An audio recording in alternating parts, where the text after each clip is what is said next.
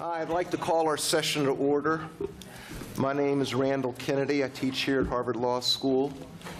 And our session, of course, is devoted to Derrick Bell. Some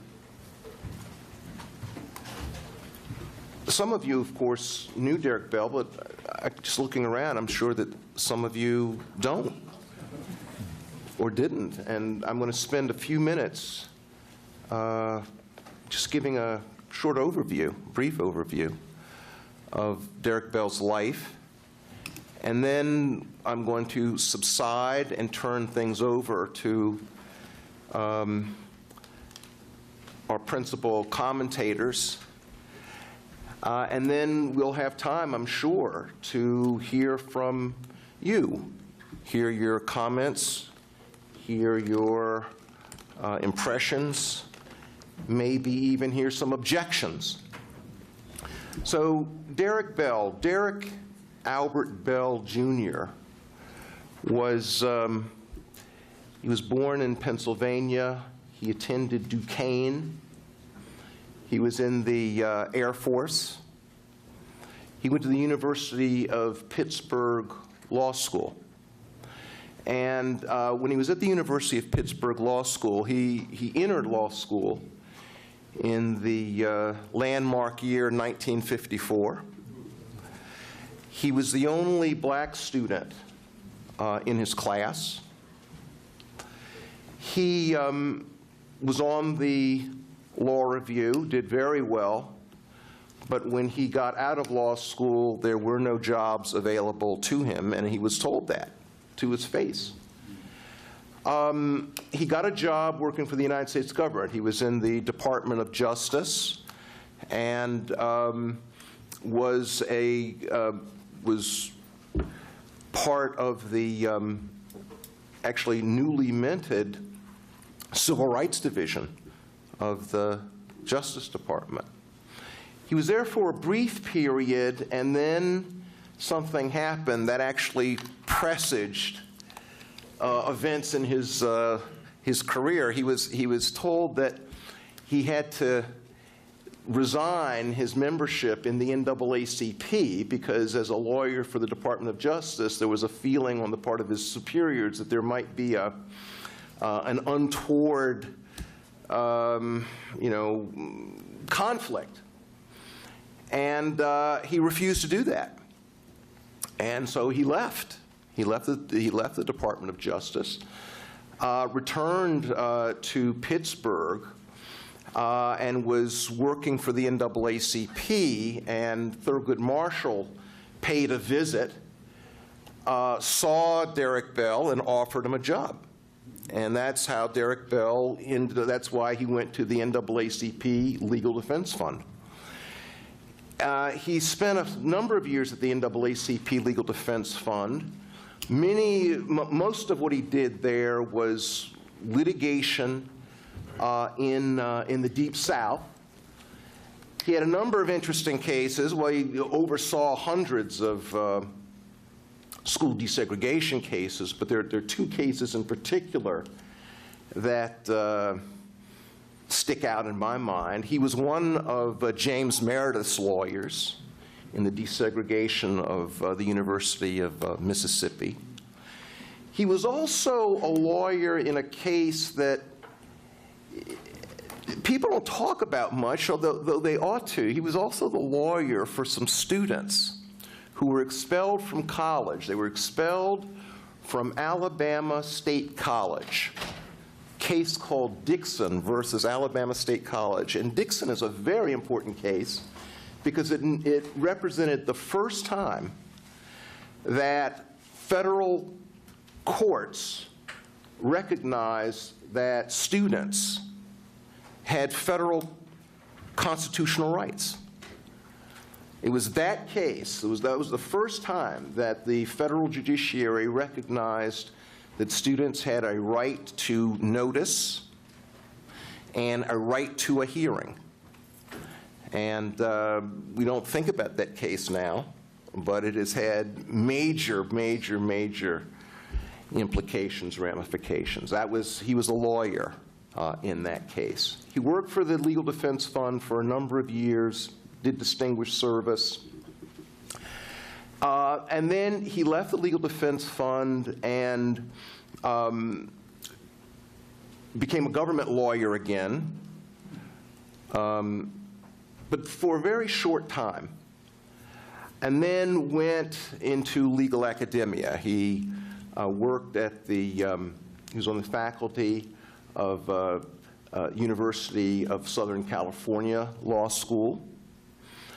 And after a brief period of time there, was made an offer by this law school.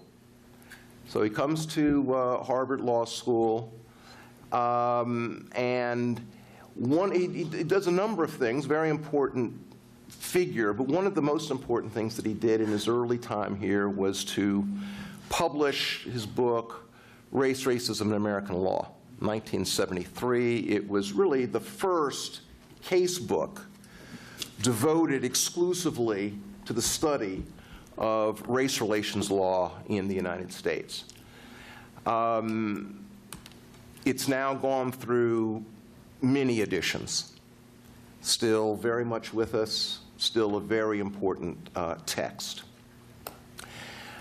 He was awarded tenure at the Harvard Law School, and soon thereafter, he had an opportunity to become, he visited the folks at the Oregon Law School, offered him the deanship, and he did that.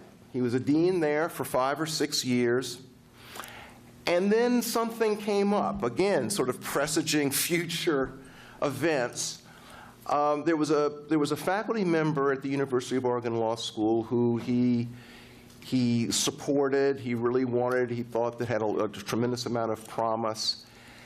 It was an Asian American woman, and his colleagues there differed with him. They had a very sharp disagreement, and his response was, okay, fine, you know, there's protocols, the faculty can, you know,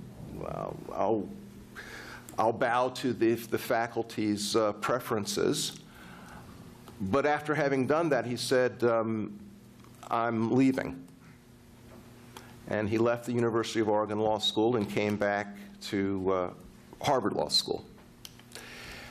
He proceeded with his scholarly career.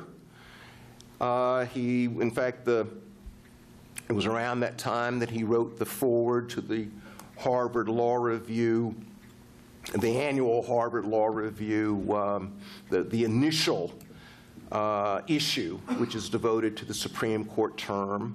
And he wrote a much discussed foreword to the Harvard Law Review Supreme Court issue, and then wrote several books. And those books were much talked about. At the same time, there were events that were transpiring at the law school. These events, the most controversial of which had to do with the hiring of people at the law school. And Derrick Bell took the position that the law school was not doing a good job of diversifying its faculty. And in particular,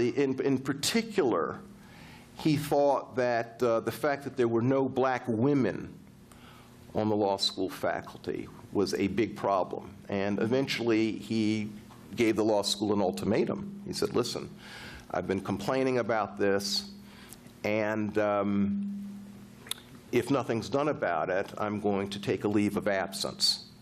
And indeed, he did take a leave of absence. And after 2 years, there's a rule here at the university, if you take a leave of absence for 2 years, you have to either rejoin the faculty or you leave. And there had been no change. There were no black women on the faculty, so he left. I'm sure that this is a first in the history of Harvard Law School. We're in a sort of a discussing the history of Harvard Law School. This was a first and an only. But he left, and he joined the faculty as an ongoing visitor at the New York University Law School, and indeed the last 2 decades of his life as a legal academic were at the NYU Law School. There is much more to say, but that gives you a sense of the trajectory of Derrick Bell's professional life. And in a moment, like I said, I'm going to turn things over. We have wonderful commentators. Patricia Williams was a student of Derrick Bell's, has written about their relationship. I've heard her speak before about Derrick Bell, and I'm delighted that she's here to join with us to reflect on his career. Patricia Williams is a professor at Columbia University Law School. She's here this year at the Radcliffe as a fellow.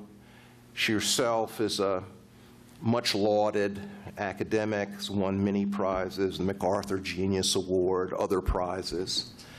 I look forward very much, we all should look forward very much to hearing from her. To my immediate right is Paul Butler. Paul Butler is at the Georgetown University Law Center, and he's also a visiting professor at Harvard this year.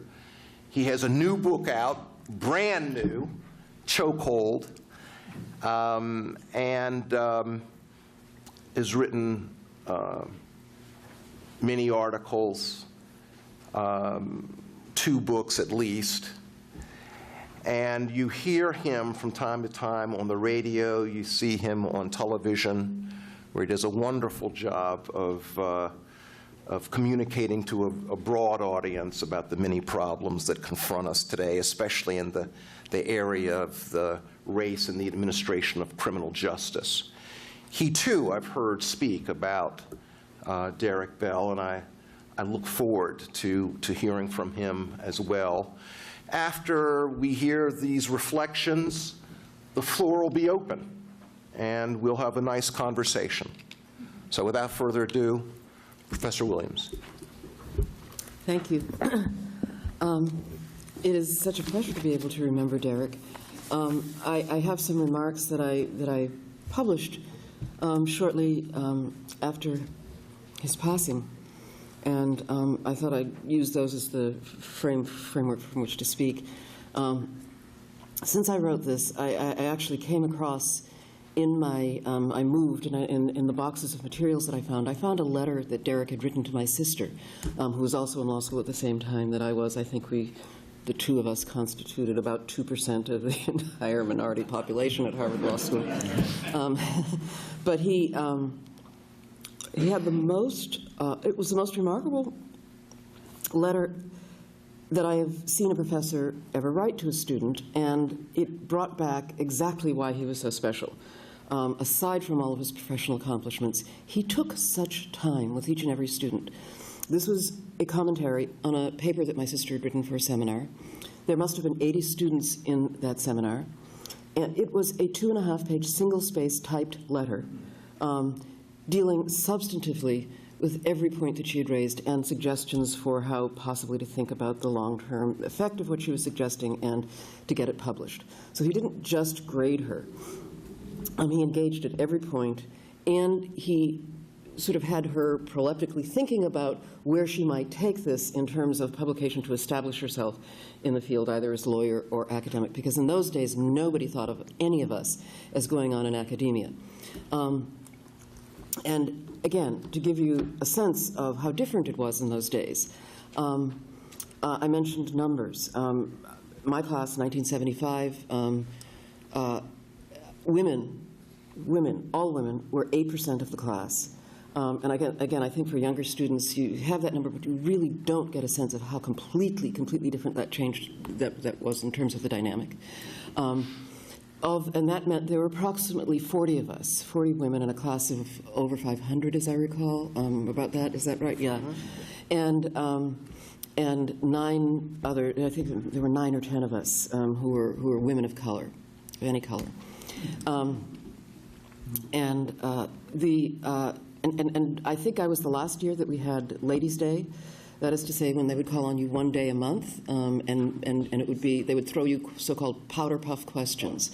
And there would be much hilarity because the questions were always silly and light, and nobody was expected to, it was a mockery of the gentle women, the gentle ladies of the class. My class founded the Women's Law Association, as I recall. It was either that class or the class just ahead of us. I can't recall. But it was certainly in response to that. And I believe by the end of first semester, there was no more Ladies' Day, because we were kind of bitchy, actually. At any rate. But it was, this morning I was on the critical legal studies panel, and people were talking about what kind of activism did you engage in those days. And in the class of 1975, when I think about it, I mean, we were certainly at the times of Watergate, and there were many people who responded in different ways. But in terms of people of color, and particularly women of color, I think back on the activism as simply surviving, of simply getting up every day and coming to class was intellectually, but also psychologically, so off-putting at times that I thought seriously of dropping out of law school. I'd actually been accepted to an urban studies program. I thought I would, go and do that. Instead, I made the wrong decision. And it was really Derrick Bell to whom I owe my career, because Derrick and his entire family really intervened in not just my life, but everybody who was dealing with that sense of loneliness, that sense of outsiderliness. Derrick made me his research assistant. And so I had occasion to go to his office to find shelter from time to time. And I would work. And my shelter in those days was working. I was a little bit of a workaholic. But it was a safe place to work. And when I had worked myself to, because these were the days when you'd go through, slip opinions and B&A. I mean, you had to sort everything. There was no Google for cases. And so you'd spent your life doing that.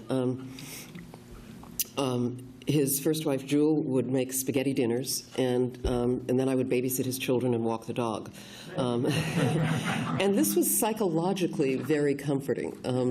This actually gave me a family within the law school, and the occasion for the kinds of conversations I never had with any other professor from the beginning to the very end of my law school career.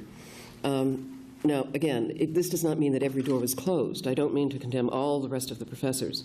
But I think the structure, the architecture of this place was so intimidating that it never, and the stories were rife with well,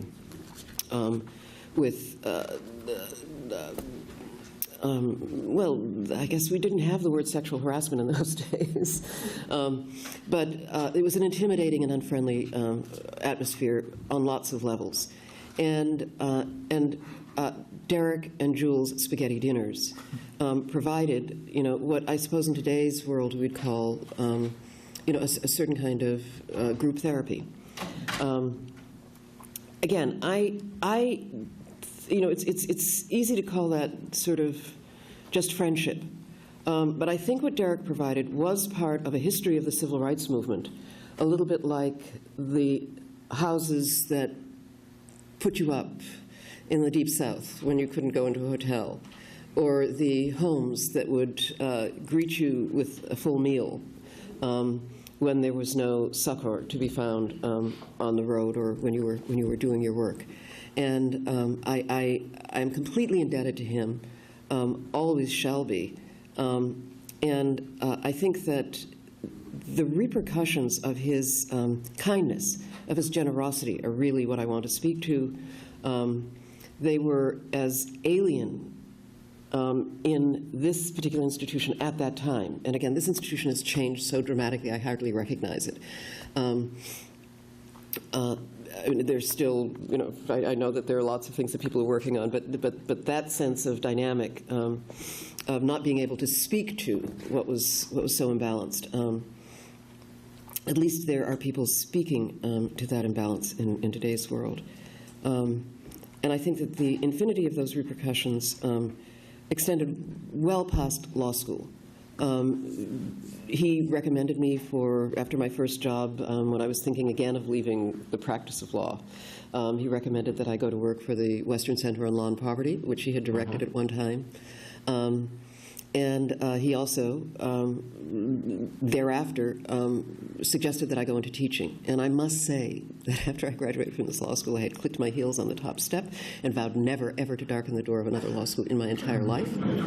And he convinced me that I was a good writer and that writing was something I needed to find space for, and that I should go into law, into legal teaching. And again, I have, and I think that even over time, as controversial as some of my writing has been, very unintentionally, actually the first things I wrote that got me labeled critical anything were after I had decided actually to leave law teaching, and I went to the School of Criticism and Theory, and I started writing in a genre that, that used the first person and was playfully fictive, not fiction, but fictive. And he encouraged me to do more journalism, to write outside the law, to publish in Beyond Law Reviews, which is the majority of my publications since then. And again, in a very ironic way, after having made the decision I was going to leave legal academia, I published Alchemy of Race and Rights, which actually drew me back into law school. Suddenly people saw it as a larger critique of the architecture of law school, and I find it very ironic that that's the point at which I was given tenure at a place like Columbia. But it's been an incredibly unlikely arc of a career, and the only influence, the singular influence in making that unlikeliness become a likelihood and then a reality was the influence of Derrick Bell.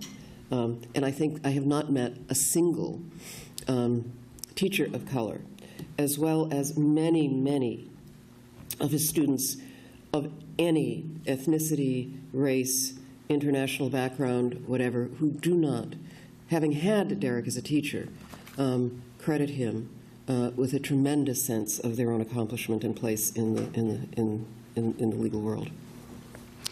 Before Professor Butler begins, I'd like to recognize that here with us is Mrs. Janet Bell, Derrick's wife. Please.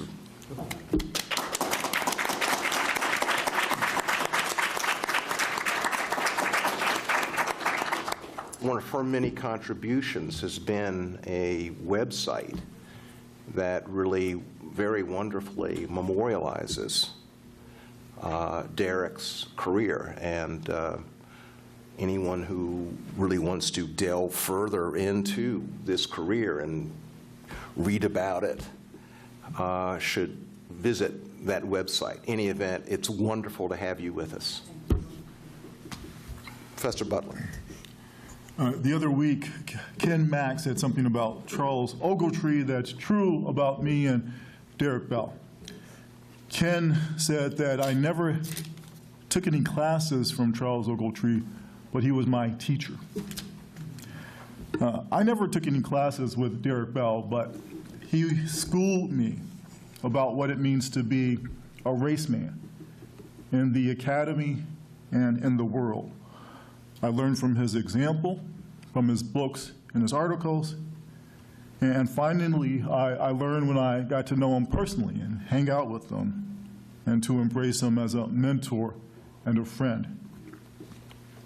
So Randy and Pat have already blessed us with a great sense of Derrick's voice. His voice jettisoned any pretense of objectivity. His voice was judgmental. It was angry. It was funny. And you could say, many people have said, his voice was profoundly negative. So more on all that in a moment, but first I want to remember his literal voice.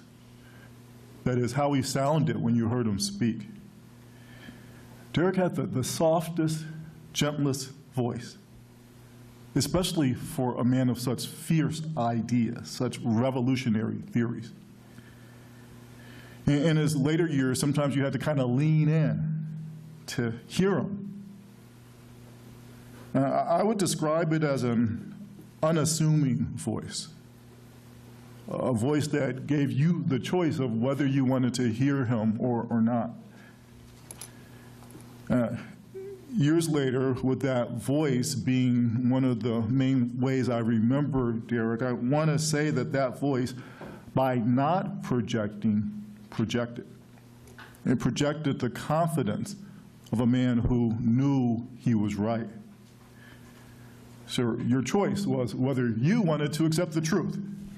The truth as described by Derrick Bell is that the United States of America is a white supremacist country where black people will only advance if that's in the interest of white people. And even then, that advance will be cyclical. A period of what looks like progress will be inevitably followed by a period of what's certainly retrenchment. And that if you're a person of color in the United States, the main thing you can count on is the permanence of racism. So how did that go over at Harvard Law School?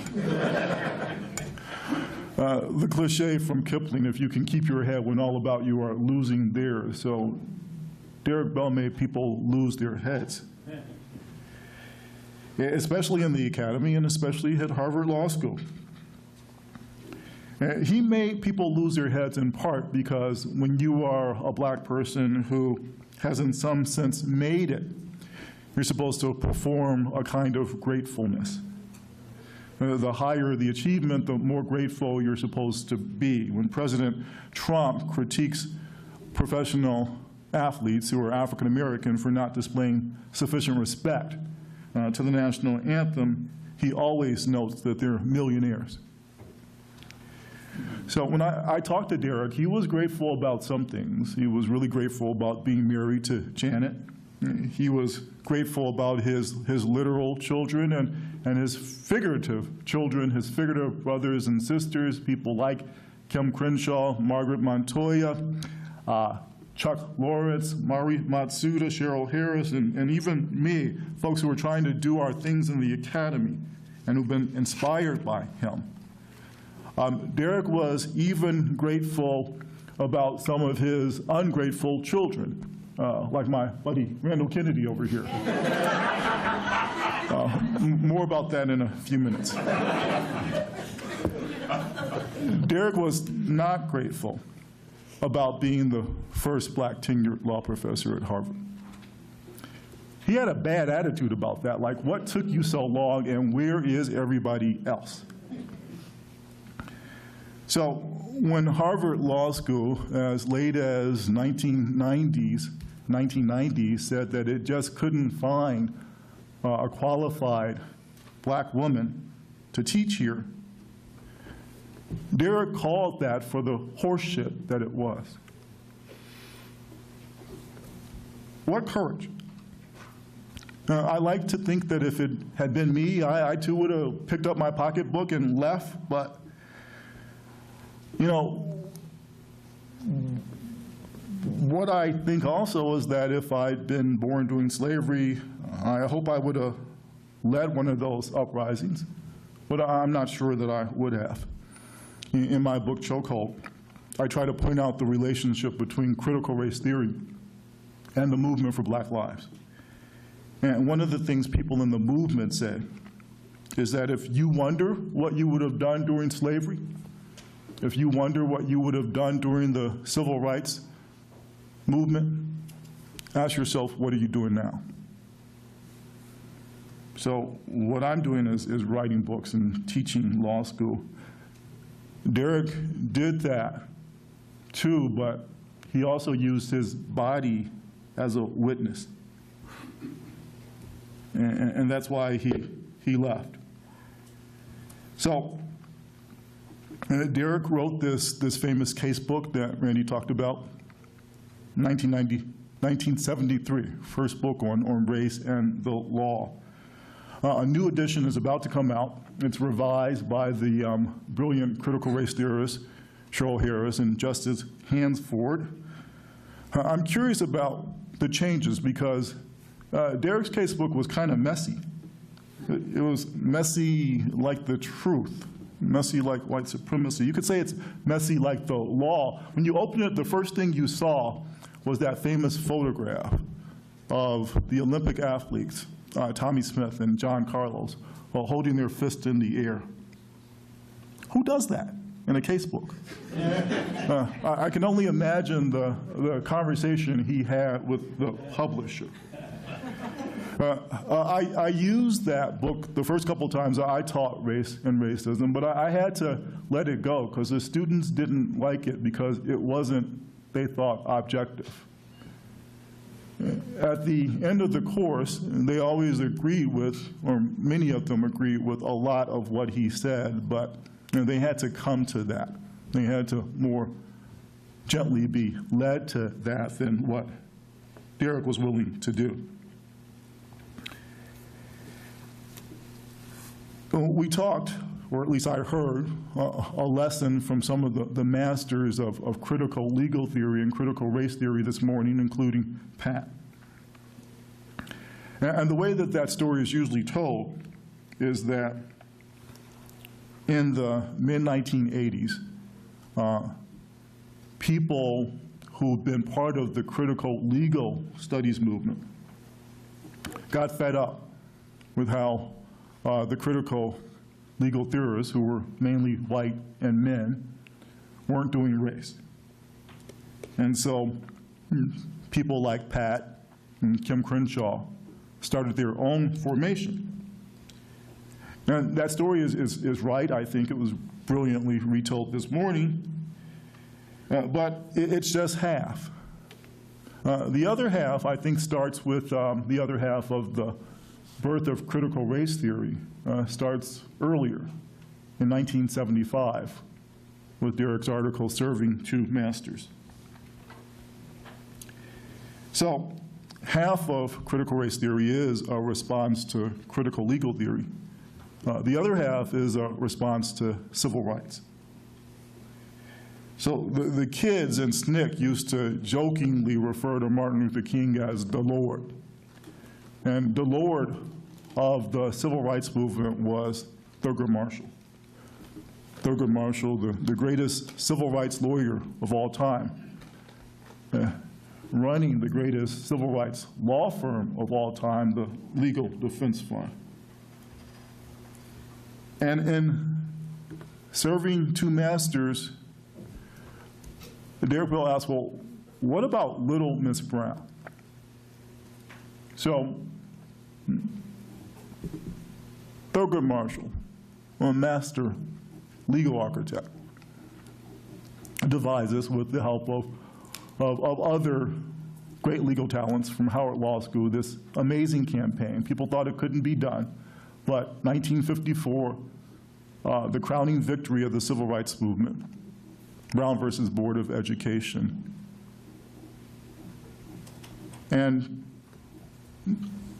50 years later, if you're an African American or Latina who has to attend the average public school, God help you. What happened? Civil rights didn't work the way we hoped, and one of the things that Derrick Bell tries to do in Serving Two Masters is think through what happened. And some of the blame, he suggests, goes to, of all people, the architects of the campaign, to Thurgood Marshall, and to the Legal Defense Fund. So, had the great fortune of going to this law school, starting in, I think, 1984. And when I'd been in college, I read a brilliant article about racism in the New York Review of Books. And at the end of the article, it mentioned that the man who wrote the article was going to be a student at Yale Law School shortly. I was an undergraduate at Yale, and so when Randy Kennedy arrived at Yale Law School, couldn't wait to meet him. As a lot of you who've had the privilege of knowing him for a while or being taught by him, nicest guy in the world. Didn't know me from Adam. I went all fanboy on him, and couldn't have been nicer. Lunch, meetings, coffee, really cool. And then, fast forward a few years, I'm at Harvard Law School, and he's a young professor there, and doing amazing work. An article about McCleskey versus Kemp, Supreme Court case about the death penalty that a lot of people think that Professor Kennedy actually helped me understand is a worse case than Plessy, because in Plessy the court requires a kind of formal equality, whereas in McCleskey the court allows a kind of good enough for black people justice. Professor Kennedy does another article bemoaning the celebratory tradition of thinking about race, of thinking about this forward advancement, uplift. That's not how it works, Professor Kennedy explained. Reading those pieces, just again, a huge fan of Professor Kennedy, and also reading Derrick Bell. If my two of my main intellectual mentors, if Randy Kennedy and Derrick Bell fell in love and got married, I want to be the baby that they had.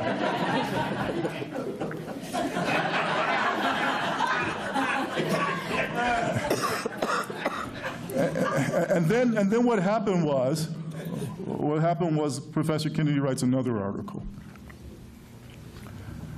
Racial critiques of legal academics. It's a searing analysis of the major critical race theorists of the day, including Derrick Bell.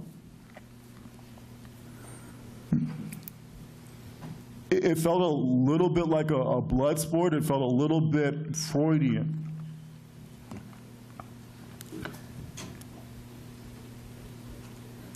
What Professor Kennedy did, which I think a lot of professors would not have done at this time, was to take Derrick Bell seriously. And not Derrick Bell as somebody who's writing about class actions or legal ethics, but Derrick Bell as a critical race theorist. And he took other critical race theorists seriously and critically. So, I think that's part of the story of Derrick Bell at Harvard. Part of the story that I wanted to hear more about in hip hop, which I also write about. There's a tradition of answer raps when you get dissed. Derrick Bell didn't do an answer rap. So we never heard, at least publicly, how he responded to that. As someone who'd been inspired by both men and remain inspired by both men, I wasn't sure how to think. If it's a battle, then I'm going with Derrick. I think Derrick was right. But again, what I appreciate about Professor Kennedy was the range. So when I think of my experience here, probably the class that most influences my teaching, two professors here, Alan Dershowitz and Randall Kennedy, extraordinarily provocative. So when we're thinking about the Emancipation Proclamation, You know, I'm in this class, first or second time Professor Kennedy teaches it. The question that Professor Kennedy poses, one of the questions he poses is, when Lincoln freed the slaves, the few slaves that he actually freed with this proclamation, was that a taking? Should the slave holders have been compensated? Derrick Bell would have never. He would have never.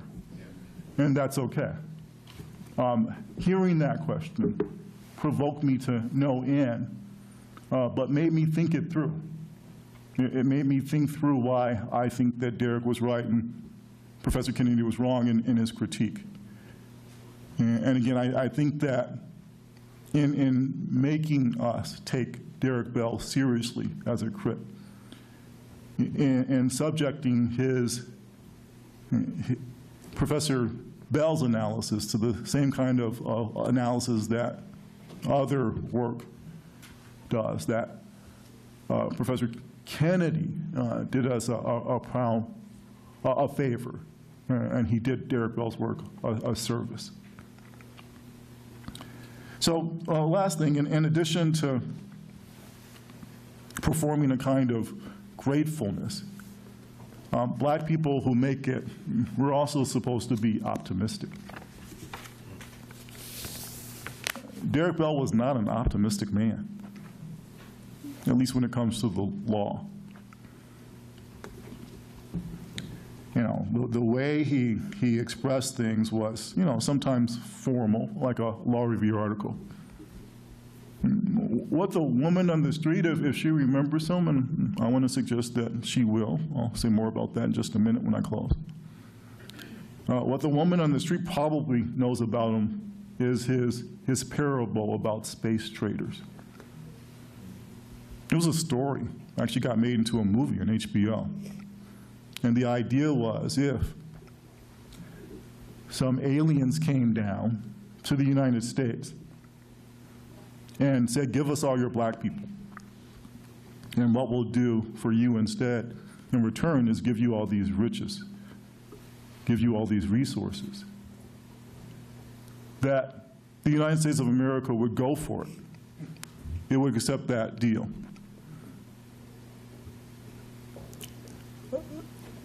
The most profound part of that intervention is that Professor Bell said, oh, and the other thing is, we would make it legal. It wouldn't be extra legal.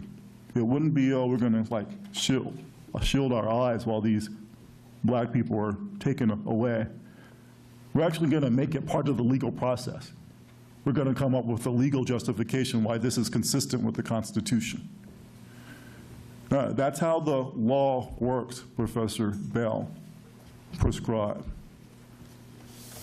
And again, that's why he was not optimistic. So one of his intellectual kids, and I don't know if Ta-Nehisi Coates knows this or thinks of himself that way, but I don't know if you saw him on Colbert the other day, on the Stephen Colbert show. But Ta-Nehisi laid it out the way he does. And then at the end of laying it out, Stephen Colbert asked him, are you optimistic? Do you have hope? And what people say they remember about Ta-Nehisi's response is the look in his face. Like, haven't you heard what I've said for the last 10 minutes? Oh, why should I be optimistic? When people asked Derrick, he had a couple of explanations for why he wasn't. And then the obvious question is what do you do? Oh, why do you keep going? What's the point? And his famous response there was to quote an old African-American woman in the South during the Civil Rights Movement who'd seen just the kind of unimaginable things that black women faced then. But she was still in the game. She was still in the struggle for civil rights, although She felt like Derrick, that there wasn't much reason to be hopeful. And when she was asked why she keeps going, she said, "I live to harass white people." And what that meant for, what it means for me, is a kind of resistance. A kind of, when Harvard Law School says to you, your mama, which is what they were saying when they said there were no qualified African-American women. And when people give you that kind of patriarchal and racist insult, that what you do is walk up to that world and you slap that world in the face, and that's why you keep going. It's not so much about the people who are insulting you. It's about that sense you have of your own personhood, that you're worth fighting for. And if nobody knows it, then you do. So I said I would end with a poem, or I didn't say that, but I said I would end with the way that I think Derrick Bell will be remembered. And that's from a poem by one race man about another race man. The race man who wrote the poem is Robert Hayden. The race man he was talking about was Frederick Douglass. And he says, when it's finally ours, this freedom, this beautiful and terrible thing, needful to man as air, usable as earth, when it's finally won, when it's more than the gaudy mumbo-jumbo politicians, then this one man shall be remembered. So like Derrick, I'm kind of doubtful that this freedom ever will be finally ours. If it is, if it happens, what I do know is that one of the men who will be remembered is Derrick Bell. Thank you.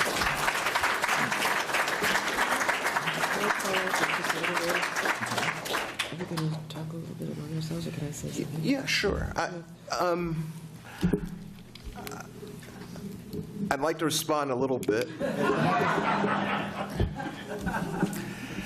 I think it's a measure of Professor Bell's significance, and I think it's a measure of his power, that people who see the world very differently embrace him and admire him. So we've just heard two people who obviously admire him very deeply and who agree with some of his major positions and agree with the protests that he engaged in. I admire him. And indeed, I've come to admire him more as time has gone on. This past summer, I spent 3 days at the New York University Library going through his papers. He has 166 boxes of papers there. I didn't go through 166 boxes. I went through a few. And going through those made me admire him even more. And one of the reasons why I really wanted to have this discussion, I thought you could not have, you simply could not have a commemoration of the 200 years of Harvard Law School and not have a meeting about Derrick Bell and a discussion of Derrick Bell. He's one of the most important people who's ever been a member of the faculty of the Harvard Law School. I admire him tremendously. And like I say, I admire him more actually now than even in the past, though I've always actually admired him. And we've had a very interesting relationship. Very interesting relationship. It's been a vexed relationship. Professor Butler, you said that you didn't know of him responding. I can give you a citation. Take a look at 7 New Politics, 1998, an article called The Strange Career of Randall Kennedy.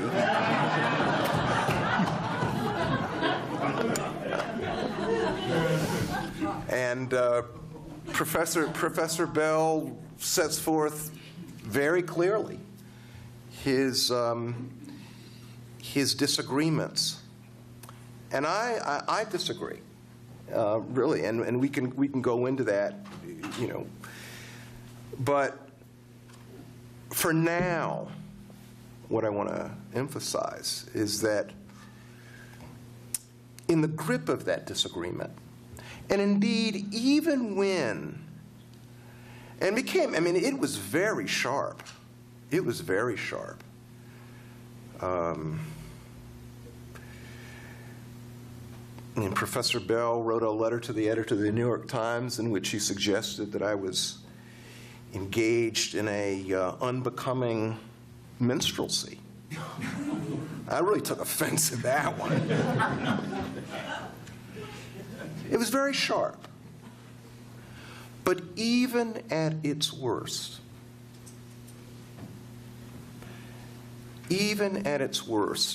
I felt that in an odd sort of way, he was on my side, and that he wanted the best for me.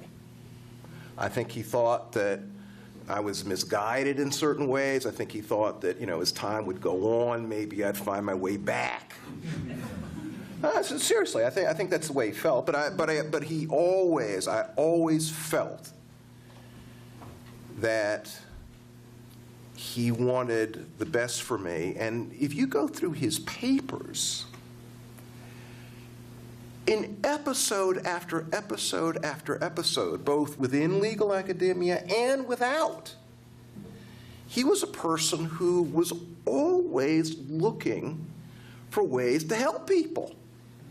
And sometimes this took the darndest, it happened in just the darndest way. Now, you know, there are a whole bunch of episodes where he's constantly writing to this dean or that dean. I was at a meeting, I was at a seminar, I was at a symposium, and I heard so-and-so speak. I know that your law school is looking for people, you know, with this subject, this subject, this subject. Have you considered so-and-so? As I heard so-and-so was really quite insightful. I recommend that you take a look at this person. Letter after letter after letter of that sort, to a degree that I think is really, I was with him. We were colleagues for a long time. I knew this about him. I did not know how extensive his efforts were. And it wasn't just in legal academia, though, you know, that was important. But I'll give you another instance. When he was working in the government for the Department of HEW, he gets a letter from a client that he had represented in a school desegregation case. Young woman from Clarksdale, Mississippi, writes to him and says, you know, dear Mr. Bell, do you remember the case? And this went back about, you know, this 5-6 years. Do you remember this desegregation case? You know, I was the client, blah, blah, blah. And she says, I've just graduated from high school. And I want to go to school. It was someplace in the Midwest. I think it was someplace in Indiana. And she says, I've got a scholarship. I'm all set to go. But I hear it's cold up there. I hear it's cold up there. And I've been told that I need some winter clothes. And, you know, we don't have any funds for winter clothes. Could you help me out? Derrick Bell writes a memorandum to the people in his office describing the case, describing the deprivations that this young woman had encountered being a client and hanging in there through the years of the desegregation, and then saying she's on her way to college, she just needs a little bit of help.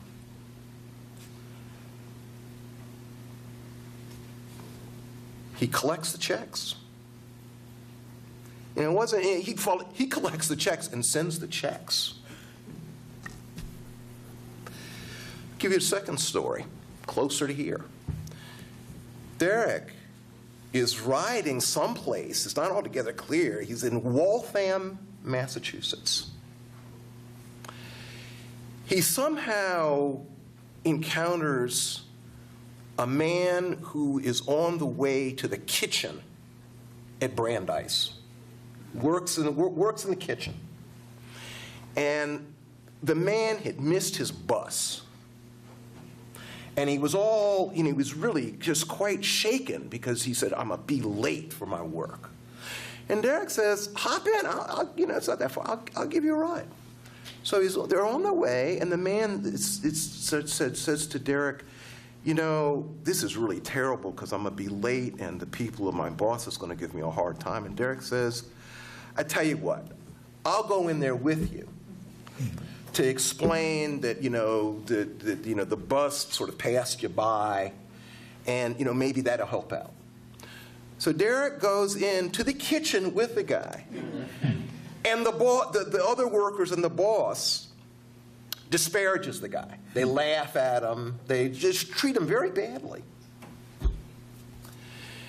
Derrick Bell goes home and writes a 2-page letter to the president of Brandeis University, Morris Abram. I remember Morris Abram writes a 2-page letter, not just describing what happened, very lawyer-like. Here's what happened. I picked him up.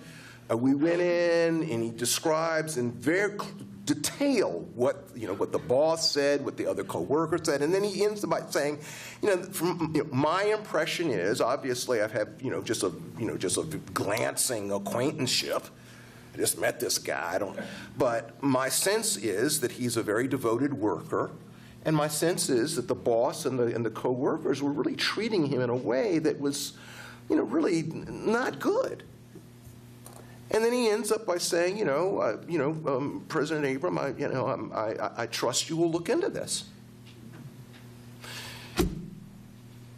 2 files later, two files later, you come across a letter back. Took a couple months, but the vice president of Brandeis writes to Professor Bell and says, we got your letter, we looked into this, and we want to assure you that the gentleman about whom you wrote, we looked into it, and we're concerned about this. He will not suffer this sort of, treatment anymore. You can rest assured of that. Now, that is a person, it seems to me. I mean, you are talking sort of the theoretical. There was the struggle in the law school. Whichever you think of it, whichever whether you think he was right or however you stand on that, and frankly, different people are going to take different positions. I would assume that in this audience, probably people take different positions. However you come out on it, Derrick Bell was a person who was constantly looking out for people who were getting shafted. And that is a wonderful attitude to have. One last thing. You talked about the optimism, pessimism. He was one of the great spokespersons for the pessimistic tradition. And by the way, Ta-Nehisi Coates does know that. He talks about Bellianism and puts himself in that camp. As he should, because Derrick Bell was one of the great spokespersons for the pessimistic camp. I'm an optimist. I am. I'm an optimist, but I will say this. I will say this, and sometimes I've sort of railed against Derrick Bell's pessimism, but I will say this. Any student of Derrick Bell's will not be thrown off kilter by what has happened in the United States in the past 2 years. If you were a student of Derrick Bell's, you would not be, frankly, like I've been. Because I've been sort of, oh my good, who'd have thunk it?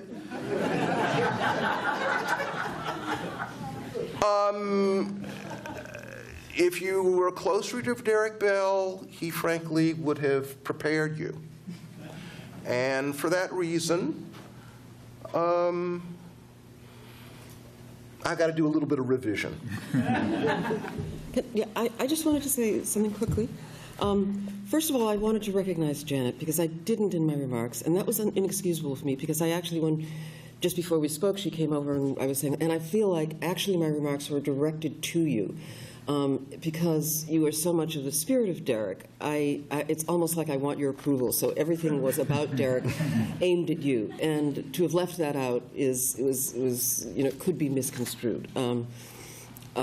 Janet has been so important in keeping Derrick's legacy alive, and in perpetuating not just the legal legacy, but the family spirit. And I can hear Derrick in my ears saying, I need to put that out as part of my talk. And it was in my talk, as you know. I mean, Janet has heard the original version of this, and as I spoke it to her rather than mentioning her, and I apologize for that. And I want to put it in the context of that family, because, this morning in the critical legal studies conversation, a lot of what was resurrected were references in the film and in our conversation to killing the father and to devouring the father. There was a lot of psychoanalytic stuff in those days in CLS. But many of us thought of Derrick as Father Derrick. And there was no discussion, and I think that underscores what you're saying. You always felt engaged. There was no discussion of devouring that father. We needed Father Derrick. And I don't mean that as an aspect of paternalism. I meant that he looked after people, that he connected you. And even when you disagreed with him, he continued to try to persuade you. And again, that was kind, and it was generative, and he engaged at an intellectual level, and particularly for me as a woman and as a black woman in the early days of this environment, to have that kind of respect, that engagement, as an equal. Even when I met Derrick when I was 19 years old, because I was dating a boy who was in the law school. Man, we called each other boys and girls in those days. This is a long time ago. And I sat in on one of Derrick's classes, and from the very moment I met him, he approached me as an intellectual equal, as somebody worthy of full engagement. And then the last thing I just want to say has to do with the question of pessimism, because he did identify himself as pessimistic on numerous occasions. And at the same time, nobody, and I think that often gets misunderstood. I liked the way you put it, a pessimistic tradition, because I think somebody the way in which it's often taken is that he was a pessimist almost as a matter of psychological disposition. Nobody works that hard who is a pessimist, because pessimism is just a shade past or on its way to depression. Pessimism is a hard thing to do in psychoanalytic theory, but if you think of pessimism, as I understood him to practice and believe in it, he was really concerned about perhaps what is better expressed today as a kind of denialism. And so in my conversations with him, if you did not have a full understanding of how bad the situation was, you couldn't begin to address it. And so he was very, very wary of a kind of general American optimism, a sort of Pollyannish, we are, kumbaya, we are the world, everything is going to, we hold hands and we sway to the music and it will all be good, which sort of was ahistorical, too optimistic in a way that I think goes back to a kind of historical denialism. So his starting point was get to know the bottom line of how bad it is by looking at history really carefully, and then you can be mobilized. And that aspect of mobilization, I think, is missing from simply calling him some sort of ideological pessimist. Again, his legacy is much too empowering to be captured by that phrasing alone.